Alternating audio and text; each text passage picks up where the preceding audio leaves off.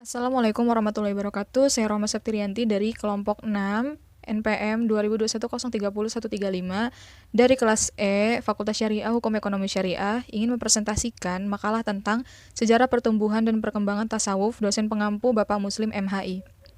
Saya di sini ingin mempresentasikan materi pertama yaitu tentang sejarah munculnya tasawuf di Indonesia.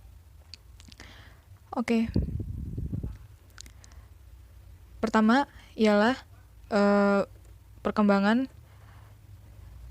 sejarah munculnya tasawuf di Indonesia.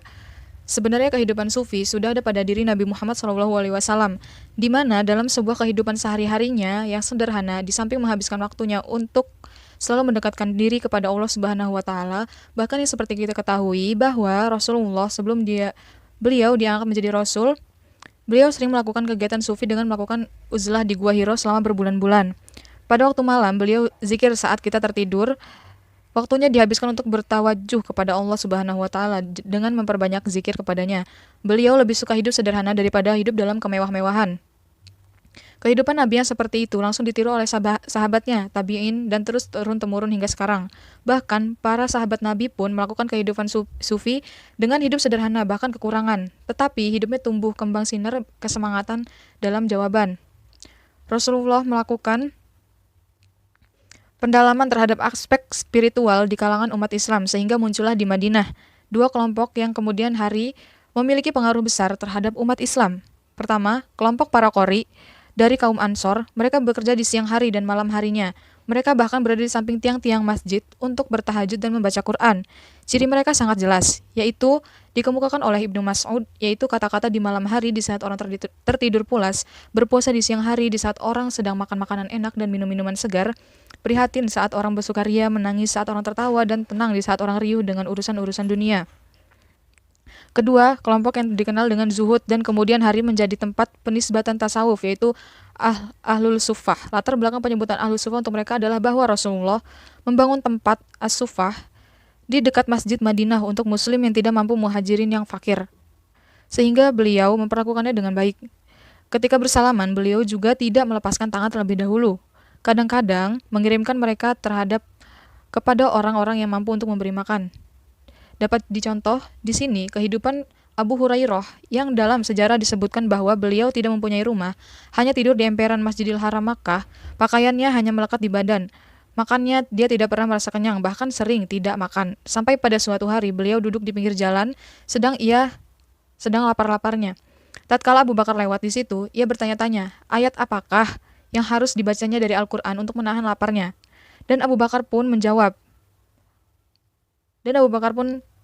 tidak menjawab dan berjalan terus. Kemudian lewat pula Umar bin Khattab. Abu Hurairah meminta pula kepadanya ditunjukkan ayat Al-Quran yang dapat menahan rasa laparnya. Umar tidak ada apa-apa dan melanjutkan perjalanannya. Kemudian lewatlah di situ Rasulullah SAW. Nabi tersenyum melihat Abu Hurairah. Karena melihat apa yang terkandung dalam diri dan tersirat di mukanya, Nabi mengajak Abu Hurairah mengikutinya. Tatkala sampai di rumah, Nabi mengeluarkan sebuah bejana susu dan disuruh meminumnya Abu Hurairah sampai kenyang hingga tidak dapat menghabiskannya. Satu contoh lagi adalah terjadi pada sahabat Nabi yang bernama Abu Darda. Suatu hari, Salman Al-Farisi mengunjungi rumah Abu Darda yang telah dipersaudarakan Rasulullah dengan dia. Maka didapati dia sedang murung, tak gembira seperti biasanya. Tatkala ditanya, istrinya menceritakan bahwa Abu Darda sejak ingin meninggalkan kesenangan dunia ini. Ia ingin meninggalkan makan minum karena dianggap akan mengganggu ibadah dan takwanya kepada Allah. Mendengar cerita itu, Salman Al-Farisi pun murka.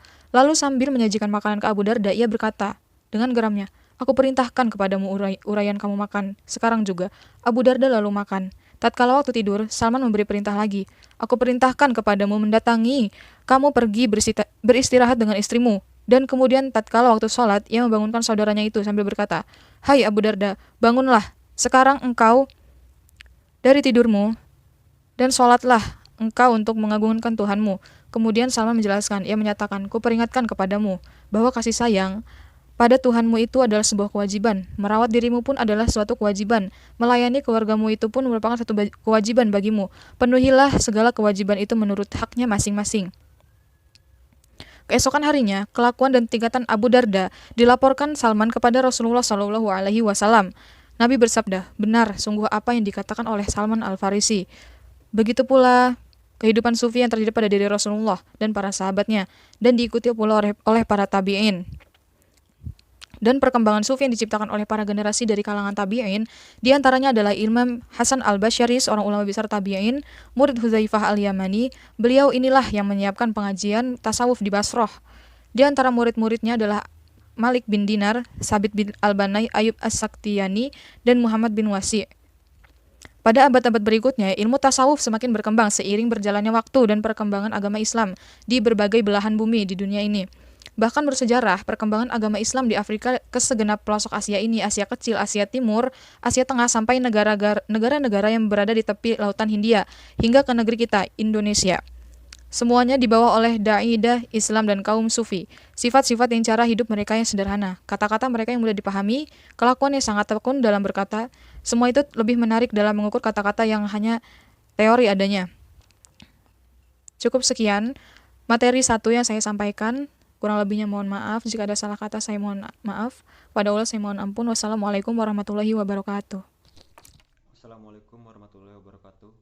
Nama saya Denny Agus Wijanarko akan melanjutkan materi berikutnya, yaitu sejarah perkembangan tasawuf. Berbagai pendapat tentang berkembangnya tasawuf. Yang pertama pada abad pertama dan kedua Hijriah. Perkembangan tasawuf pada masa sahabat. Para sahabat juga mencontohi kehidupan Rasulullah yang serba sederhana. Hidupnya hanya diabdikan kepada Tuhannya. Beberapa sahabat yang tergolong sufi di abad pertama dan berfungsi maha guru bagi pendatang dari luar kota Madinah. Yang tertarik pada kehidupan sufi antara lain Abu Bakar As-Siddiq, Umar bin Khattab, Utsman bin Affan, Ali bin Abi Thalib, Salman Al-Farisi, Abu Dzar Al-Ghifari, Ammar bin Yasir, Huzaifah bin Al-Yaman, Miqdad bin Aswad. Yang kedua, perkembangan tasawuf pada masa tabi'in. Ulama sufi dan kalangan tabi'in adalah murid dari ulama-ulama sufi dari kalangan sahabat. Ada beberapa tokoh dari kalangan sufi tabi'in, antara lain Al-Hasan Al-Basri, hidup tahun 22 Hijriah sampai dengan 110 Hijriah. Rabi'ah Al-Adawiyah, wafat tahun 105 Hijriah. Sufyan bin Sa'id Ats-Tsauri, hidup tahun 90 Hijriah sampai dengan 161 Hijriah.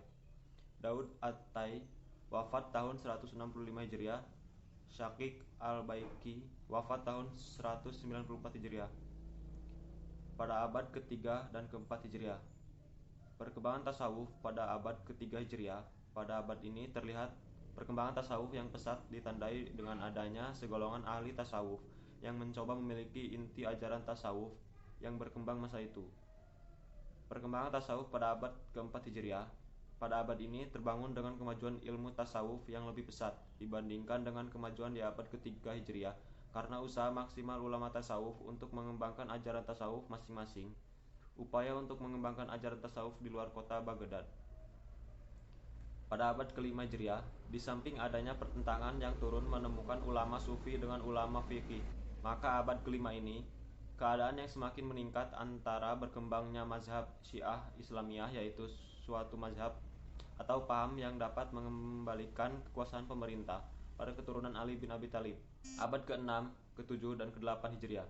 Perkembangan tasawuf pada abad ke-6 Hijriah. Banyak ulama tasawuf yang sangat berpengaruh pada perkembangan tasawuf abad ini, antara lain Syihabuddin Abul Futuh As-Suhrawardi, wafat tahun 587 Hijriah sampai dengan 1191 Masehi. Ia mula-mula belajar ilmu pengetahuan dan ushul fikih pada Asy-Syaikh Al-Imam Majduddin Al-Jili di Aleppo. Bahkan sebagian besar ulama dari berbagai disiplin ilmu agama di negeri itu telah dikunjunginya untuk menimba ilmu pengetahuan dari mereka. Pada abad ke-9, ke-10 Hijriah dan sesudahnya. Di sini tasawuf sangat sunyi di dunia Islam. Berarti nasibnya lebih buruk dari keadaannya pada abad ke-6, 7, 8 Hijriah. Faktor yang menonjol menyebabkan runtuhnya ajaran tasawuf di dunia Islam yaitu yang pertama, karena memang ahli tasawuf sudah kehilangan kepercayaan di kalangan masyarakat Islam, sebab banyak di antara mereka yang terlalu menyimpang di ajaran Islam yang sebenarnya. Yang kedua, karena saat itu penjajah bangsa Eropa yang beragama Nasrani sudah menguasai seluruh negeri Islam. Tentu paham-paham selalu dibawa dan digunakan untuk ajaran-ajaran tasawuf yang sangat bertentangan dengan pahamnya. Materi berikutnya akan dibacakan oleh Muhammad Saputra Susilo. Warahmatullahi wabarakatuh. Perkenalkan, nama saya Muhammad Saputra Susilo, NPM 20210300274 dari Hukum Ekonomi Syariah kelas E dari kelompok 6. Di sini saya akan melanjutkan materi dari Denny Agus Wijanarko. Yang ketiga, tasawuf di era globalisasi. Islam memiliki sistem keagamaan yang utuh. Ketika masih tersimpan di dalam kitab suci dan hadis kehadiran Allah, tidak ada derajat di antara sesama manusia, kecuali dengan takwanya. Tetapi dalam kenyataannya, telah muncul kasta baru di tengah gebiar lahirnya dan kesemarakan formalitas agama, yang terdiri atas da'i, artis, birokrat, selebritis, dan konglomerat. Beberapa pendapat dengan pandangan mata batin para penempuh kesufian, Islam tidak membutuhkan kesufian jika mengacu pada ayat terakhir yang diturunkan Allah Subhanahu wa Ta'ala tentang sempurnanya ajaran Islam dan tentang telah diridhoinya Islam sebagai agama yang benar. Zaman globalisasi berarti penggundulan bumi dari biota rohani ternyata tidak mematikan agama spiritual, sebab bagian-bagian yang kosong dan merangas dari nilai-nilai batin mulai dialiri kesejukan sufisme. Kerinduan kepada tasawuf kian menggelora, bagikan kerinduan padang pasir menunggu siraman hujan. Sungguh ngeri untuk membayangkan betapa umat akan terjerumus ke dalam ketidakpercayaan dan keputusan andai kata tasawuf disalahgunakan demi kepentingan pribadi para guru, musyrid atau syekh.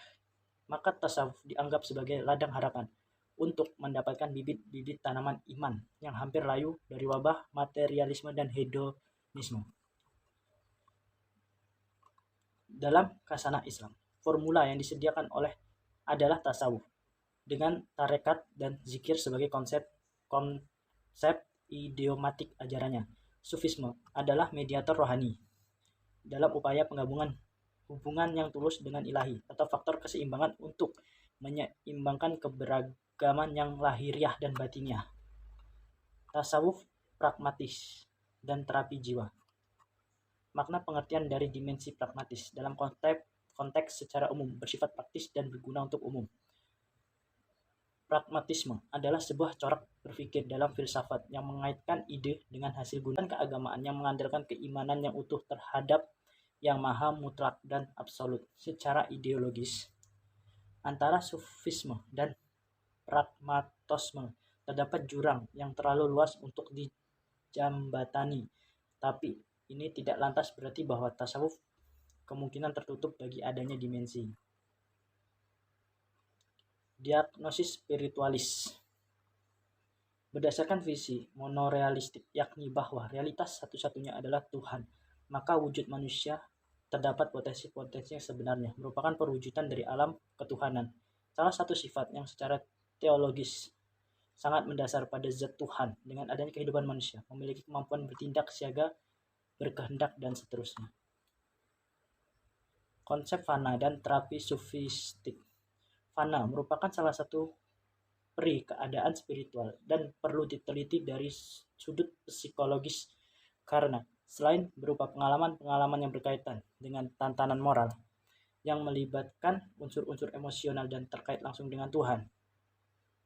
Pengembangan disiplin keilmuan konsepsi fana menjebatani bahwa pola-pola wawasan kesehatan jiwa berikut segenap orientasinya, simptomasis, kekurangan diri, pengembangan, potensi, dan penghayatan spiritual seluruhnya menjadi bagian dari konsepsi fana. Kesimpulannya, dengan demikian dapat disimpulkan bahwa sejarah pertumbuhan perkembangan tasawuf dalam Islam dimulai pada akhir abad kedua atau ada yang menyebutkan pada awal abad ketiga Hijriyah pada zaman Nabi. Secara garis besar, perkembangan tasawuf di dunia Islam sangat dipengaruhi oleh perkembangan ilmu pengetahuan dan keadaan sosial politik umat Islam saat itu. Sejarah timbunan tasawuf sendiri terdiri dari beberapa fase. Yang pertama pada abad pertama dan kedua Hijriyah, pada abad ketiga dan keempat Hijriyah, pada abad kelima Hijriyah, pada abad ke-6, ke-7, dan ke-8 Hijriyah, dan yang kepada abad ke-9, 10, dan sesudahnya. Mungkin sekian materi dari kelompok kami dan materi dari kelompok yang dapat kami sampaikan. Kurang lebihnya kami mohon maaf, dan kepada Allah kami mohon ampun. Wabillahi taufiq wal hidayah. Wassalamualaikum warahmatullahi wabarakatuh.